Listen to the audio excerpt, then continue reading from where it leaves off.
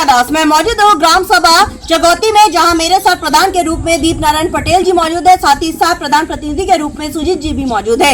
मैं इनसे जानना चाहूंगी कि अभी तक इन्होंने 4 साल में अपने ग्राम सभा में क्या क्या विकास कार्यों का अंजाम दिया और आने वाले 1 साल के लिए क्या रूपरेखा तैयार की है ताकि इस ग्राम सभा का कायापलट हो सके। आपका हमारे चैनल में दीप नारायण जी बहुत बहुत स्वागत है।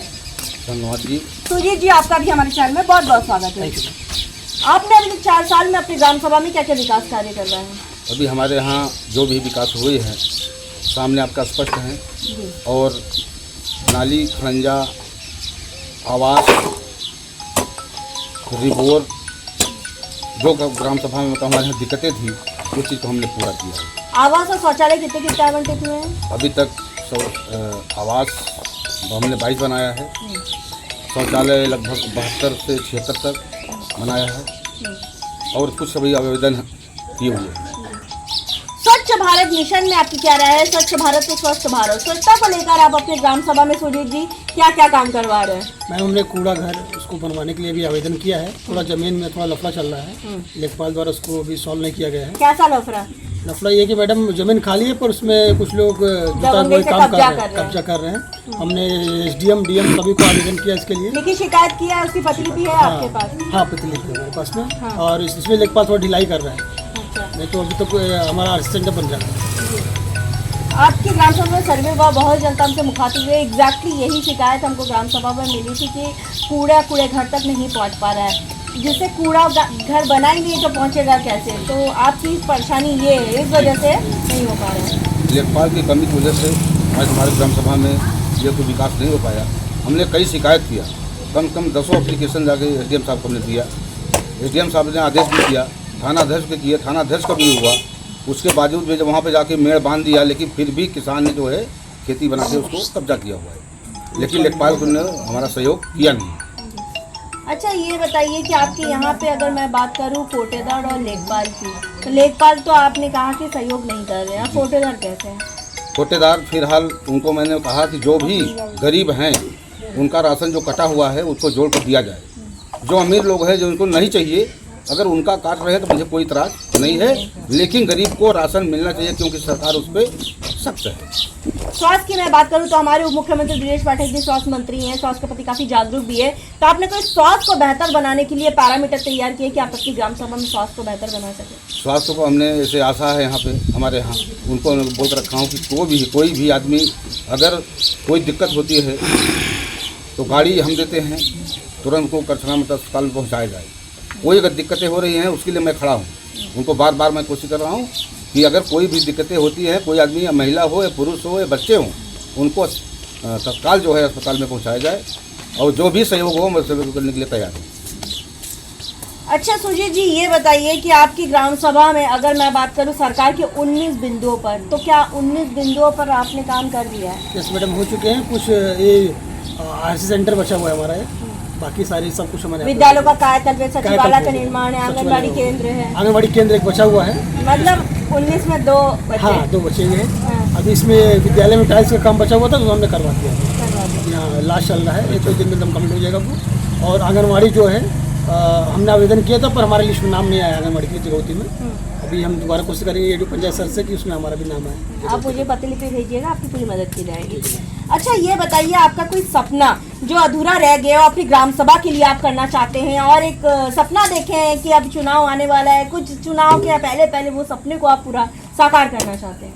मैम जी, हमारे यहाँ जितने भी यहाँ गाँव ग्राम सभा हैं, ग्राम सभा में कुछ ऐसे आदमी बेचारे गरीब हैं कि जो कहीं मतलब शादी करने के लिए बहुत ही दिक्कतें हो रही हैं।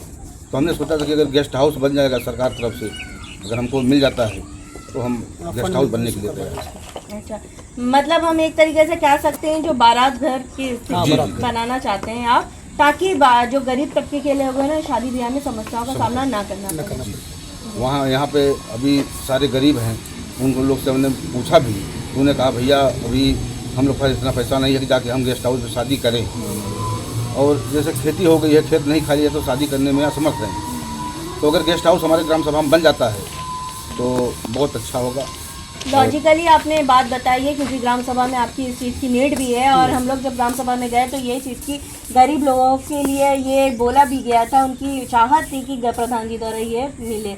अच्छा, ये बताइए, युवा होने के नाते आप कुछ करना चाहेंगे ग्राम सभा में? यस मैम, इसे युवाओं को ये खेल मैदान जैसा हो गया, व्यवस्था हो गया, उसमें और हम चाहेंगे सरकार को उसमें और मदद करे और उसको अच्छे से और बना पाए उसको हम। जी। अच्छा, अगर मैं बात करूँ, आपके यहाँ पे आयुष्मान कार्ड है, आपकी वृद्धा पेंशन है, ये सारी जो 1 by 1 चीज़ें हैं जो ग्राम सभा के लिए बेसिक चीज़ होती है, क्या वो आपने पूरा किया हुआ है?